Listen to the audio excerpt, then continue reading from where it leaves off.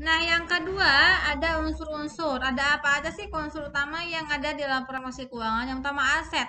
Definisi aset itu merupakan suatu sumber daya yang dimiliki oleh suatu entitas di mana sumber daya tersebut dimiliki oleh entitas pada masa lampau, tapi manfaat yang dirasakan oleh entitas tersebut dari asetnya itu akan dirasakan nanti. Sehingga kalau kita ilustrasikan di sini ada aset ya. Aset itu sumber daya yang dimiliki oleh perusahaan, tetapi transaksi dari aset tersebut terjadinya dulu. Dan gara-gara transaksinya sudah terjadi dulu, maka akan menghasilkan manfaat di kemudian hari. Contohnya apa? Kita membeli mobil tahun 2021. Gunanya untuk apa sih? Untuk jalan-jalan ke beberapa tempat.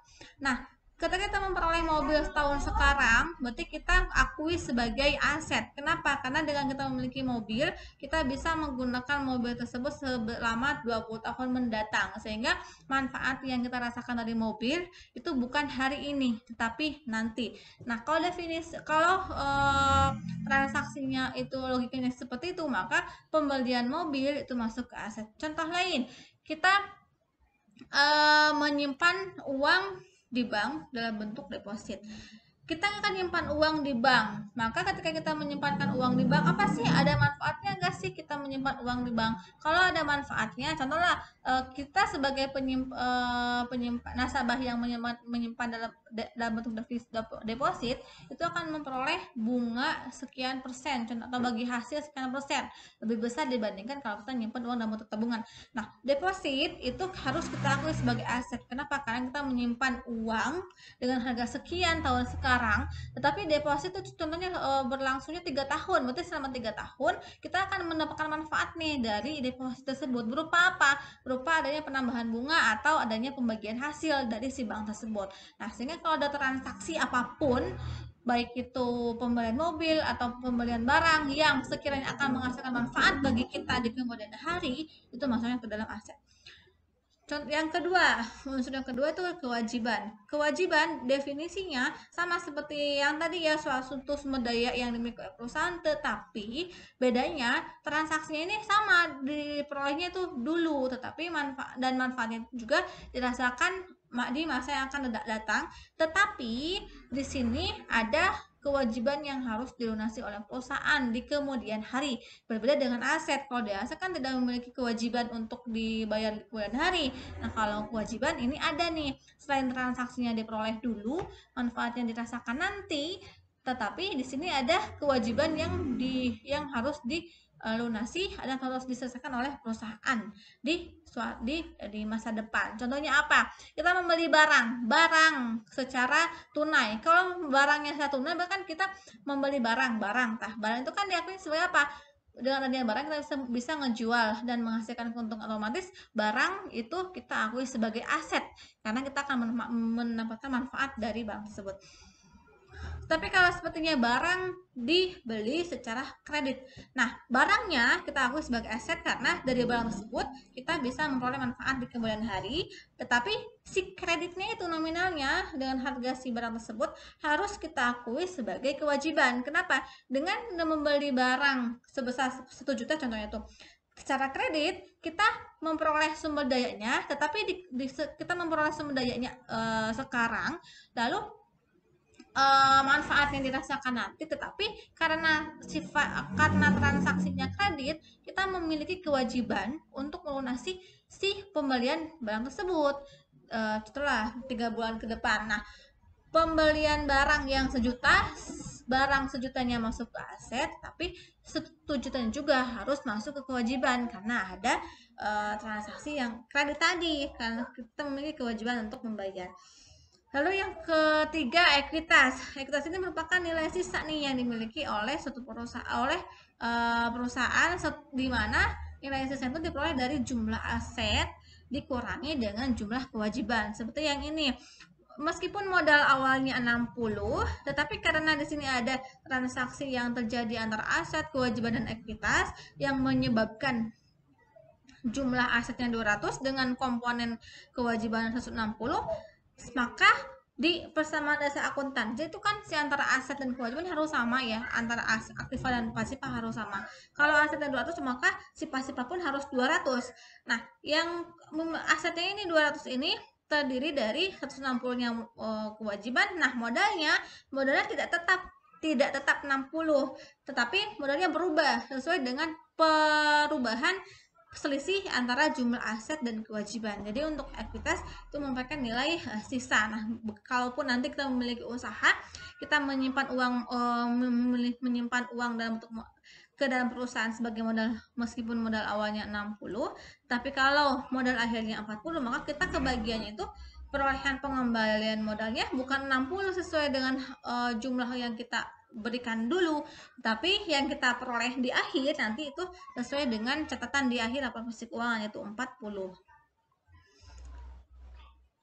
Nah, untuk di klasifikasinya di PSAK 1 juga disyaratkan bahwa penyusunan laporan posisi keuangan itu terdiri aset, yang dimana aset itu terbagi menjadi aset lancar dan tidak lancar, serta kewajiban-kewajiban ini pun dipecah, ada kewajiban jangka pendek, kewajiban jangka panjang, serta adanya modal. Kita lihat nih di laporan posisi keuangan yang saya analisis di PT Aneka Tambang. Nah, di sini kata si Aneka Antam ini mengacu ke SAK, dan di SAK sudah ditetapkan bahwa di standar penyusunan laporan posisi keuangan harus kayak gini ya, ada aset, dan aset pun dibagi dua, lancar dan tidak lancar, jumlahnya sekian, lalu hutang pun dibagi dua, ada jangka pendek dan jangka panjang, sekian-sekian lah, serta adanya posisi modal. Nah, ini laporan posisi keuangan untuk si Antam, yang dimana jumlah aktifanya itu harus sama dengan jumlah pasifa. Di aktiva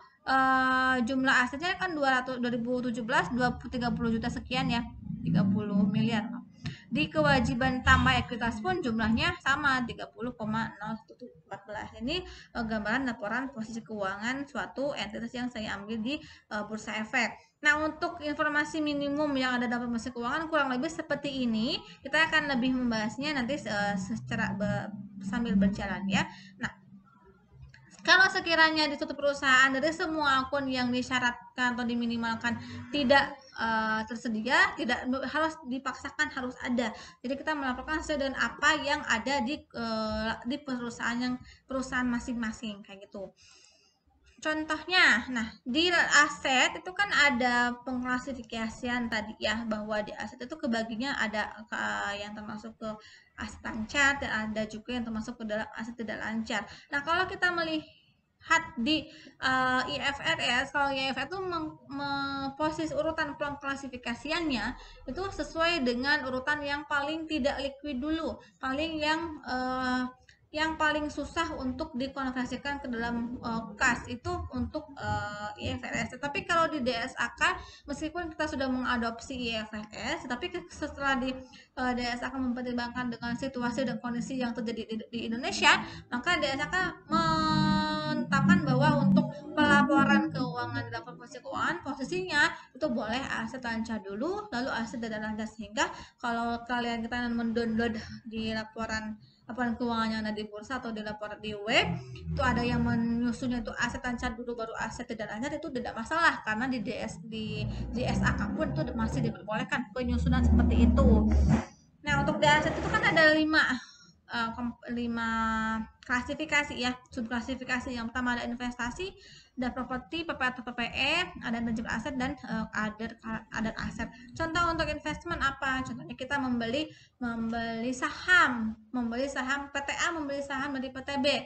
Nah, saham yang kita beli itu bukan diakui sebagai modal, tapi diakui sebagai investasi. Kenapa? Karena dengan kita memiliki saham atas PTB, kita akan memperoleh dividen dari siapa? Dari si PTB. Sehingga pembelian saham masuk ke investasi. Contoh yang kedua ada PPE. PPE itu seperti aset tetap ya, yang tanah, bangunan, mesin itu masuk ke PPE. Lalu tangible aset itu termasuk ke aset tidak berwujud. Contohnya ada hak merek dagang, ada goodwill, lalu ada hak cipta, lalu ada paten, untuk banyaklah sesuatu yang memiliki yang ada nilainya tetapi tidak ada wujudnya. Ilustrasinya kita membuat membuat merek teh Sariwangi. Nah, Sariwangi itu kan merek dagang. Bentuknya ada nggak sih? Kok nilainya gede banget, 1 juta, contohnya tuh. Padahal kan cuma tulisan Sariwangi. Nah, si hak merek dagang yang senilai 1 juta itu nilainya ada berapa? 1 juta. Tapi wujudnya mana? Kotakkah, bulatkah, atau bagaimana? Kan Sariwangi bisa di dalam kertasnya, ada yang juga dalam plastik, kan gimana kita, yang penting kan ada cuman tulisan saja, sehingga itu hak merek dagang. Salah satu contoh ke intangible asset. Untuk ada asetnya itu hal-hal yang tidak termasuk ke dalam klasifikasi yang 4 ini.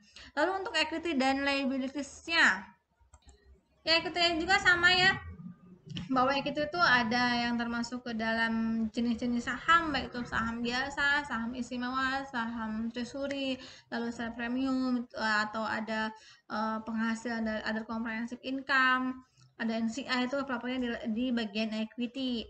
Lalu ada non current liabilities dan current liabilities. Kalau untuk yang kewajiban ini perbedaannya hanya dari jangka waktu. Kalau jangka waktu yang lebih dari 1 tahun, maka masuk ke klasifikasi non current liability.